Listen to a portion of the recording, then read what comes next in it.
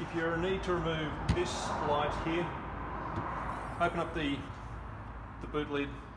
There are going to be 3 plugs, one there, which look like that, and a big one at the back in there. Remove all of those and fish out the wiring. It's quite long, you can just disconnect that. There are going to be 2 nuts there. They are 8mm socket, so remove those. Then it's not going to fall out. Then you can just lower it like that. And then this is going to be stuck down. There are 3 little sort of foam surrounds about so big that you need to disconnect. So I would suggest putting a piece of cloth underneath here, and then you'll be able to lever it up a little bit, and then you're going to lever that up. And there are those spots there. So there's bits there that protect everything. This will be like a garbage can. Inside will be full of leaves and gunk, so you can clean all that out. But then once they have been disconnected, it'll leave half on each side. Then you can just pull that harness out and pull it out. To remove the tail light assembly, there are 2 connection points. There is a single screw there, and there is a plastic sort of ball-y thing here that pushes into a grommet back in here. To get access to those, the big long screw looks like that, and it comes from the inside here. So you open up the boot, and there's a rubber plug on the inside. You can see it on the other side here where I've removed it, is that one there. You don't need to remove the liner or anything like that from the boot to be able to get access to that. And that's just a single 10mm socket. We'll just pull that out. And then there is another plug underneath here in the wheel well. It's a bit hard to find. The plug itself, when it came out, looked like that, and you can see that's actually got a whole bunch of insulation and stuff over the top of it. So what you'll need to do is find that, and you don't have to lift the wheel or anything, but you can buy a feel, get a screwdriver up in there and lever that thing out. And then what we're going to do is put a screwdriver up inside there like that and lever that forward. And that is the thing that's going to push the little ball fitting out of the grommet at the back there. When you're putting this through, it's a bit hard because you can't really see what's going on. Put it against the forward edge of that hole that it's sitting in, and put it forward, because what happens is if you put it a little bit at the back, it's really easy to sort of just shove it. I'm not sure if you can see where my screwdriver is there and not really understand what's going on. What you want to do is get it up inside that hole there, so put it forward, and then you need to push it quite a way up to then lever it forward. It pops out reasonably easily, but that's the thing that I struggled with. And all we're doing at the back there is putting that screwdriver up, putting it behind there, and then just levering that forward. Once you get that off, there's a single electrical harness in here. It's pretty simple just to hold it by hand with one and disconnect that. You don't need rags or anything underneath it. Removing the plug from the wheel arch, the one that you're looking for is this one back here. It's the one near the wheel liner. I've already removed that, and it was covered in this spray. I'm assuming it's corrosion protection. If you look up the top here, I'm not sure how easily it's able to be seen, but there's one there which is exactly the same thing that's been covered in that stuff. It's not that one, it's the one that's close down here. When you're reinstalling this, make sure that you get in here with a torch, because you'll need to because when you pull this out, it'll sort of tear that paint, and you'll need to get that plug in underneath that to make sure it's sealed correctly on the other side.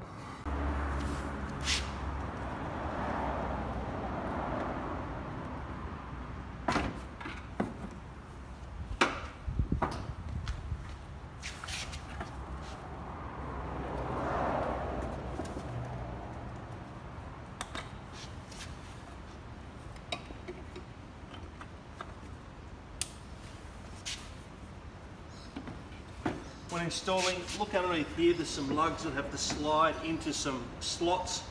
Align that up, and once it's in there, just push it home, and then you can put that screw in at the other side.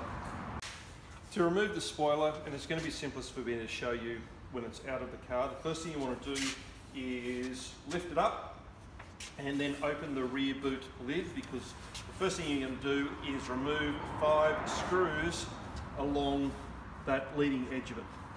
And that's going to be sitting about there somewhere. and they come in from like that, and then that very simply just slides rearwards and comes off. And once that painted cover is removed, there are two big nuts here that are the things that actually hold onto the actuators underneath. You can just unscrew those, they take a 13mm socket. And once they're off, then this thing just comes straight off. Note the position of it, there should be paint marks because there's a lot of flexibility in where this thing can be mounted. If yours doesn't, then put those on there with a paint pen to ensure that it goes back into the correct position on install.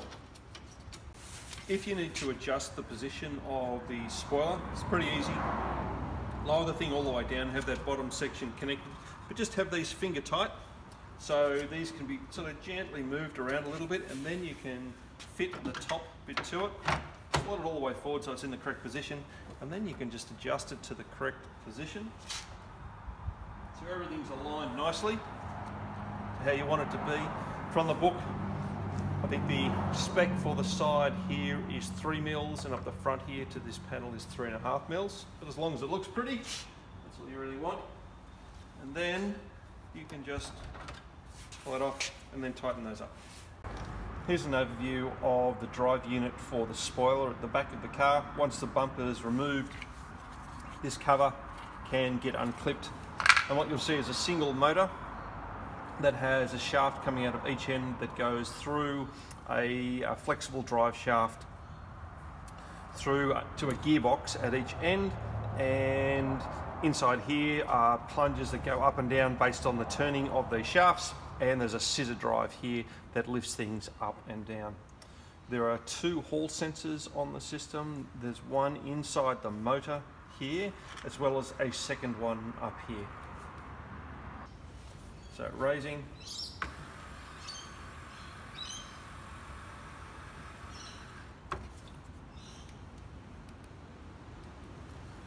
and lowering.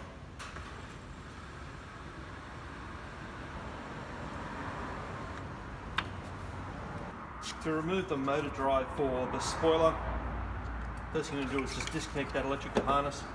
That harness there will be clipped in. You'll need to push a tab at the back there and slide that sideways, because you'll need access to remove the nut that's there. There are 4 nuts on each side that need to be removed. One there, there, there, and there. Not the one over here. That's part of that plastic bracket there, which is set in the factory.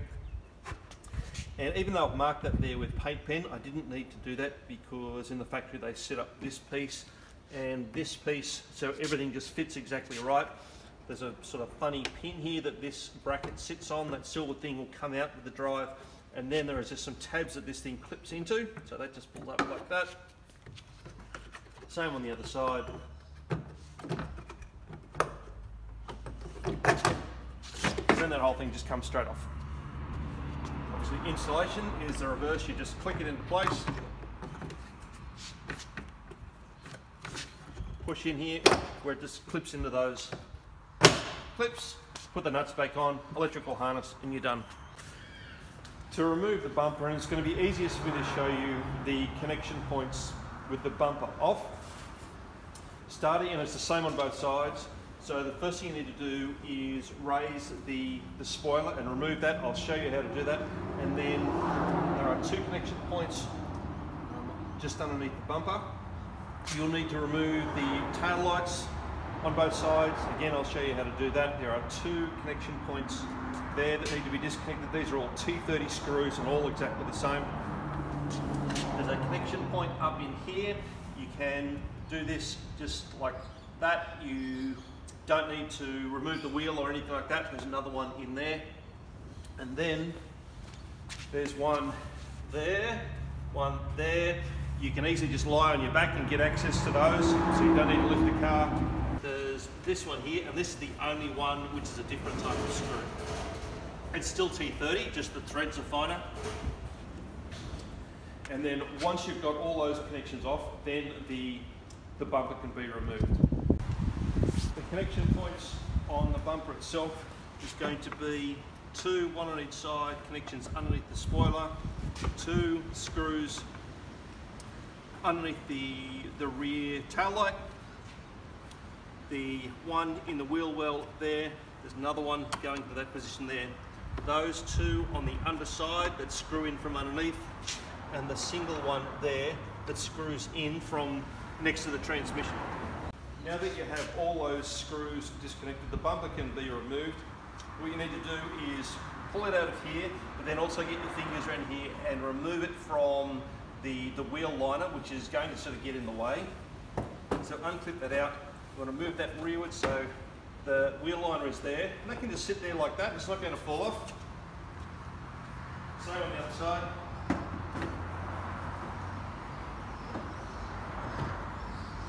And then once it's there, we're going to lift it up over the top of the connection points for the spoiler. That just comes straight back. And now you can disconnect the electrical harness. For install, sit it on your box or whatever you're using. Connect the electrical harness.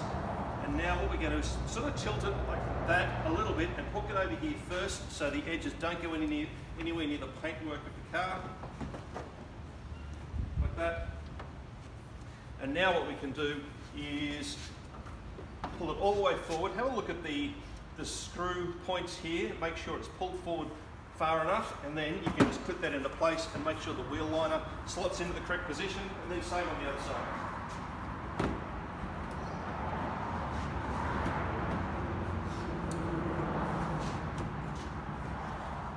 And then obviously you're just going to put all the screws back in place again. Removal of the sensor light assembly here, very simple. Disconnect that electrical harness, 2 screws, and the thing just falls straight out. The license plate lights at the back here, you don't need to have the bumper off obviously to remove these, but they're pretty simple. Just get a screwdriver underneath those clips like that, they just lever out. And then you can disconnect that electrical harness, replace, and then that just slides straight back in again. If you want to disconnect this bottom bit here, then you'll need to disconnect the parking sensors. There are 4 of those. Pretty easy just get a screwdriver, they just pop out like that, and then you can disconnect the sensors like that. And then the harness here, which is clipped to the main part of the bumper, will stay here when you push this bit out. To remove the plastic pieces at the bottom of your rear bumper, there are 2 pieces. There's this one here, and there's this one there. You want to remove this one here first. It's one piece that runs all the way along from one side to the other.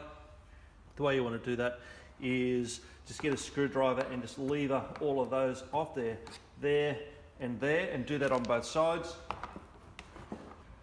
And then once they're off, you just get a screwdriver in there, push that sideways, and that whole thing will just come straight off.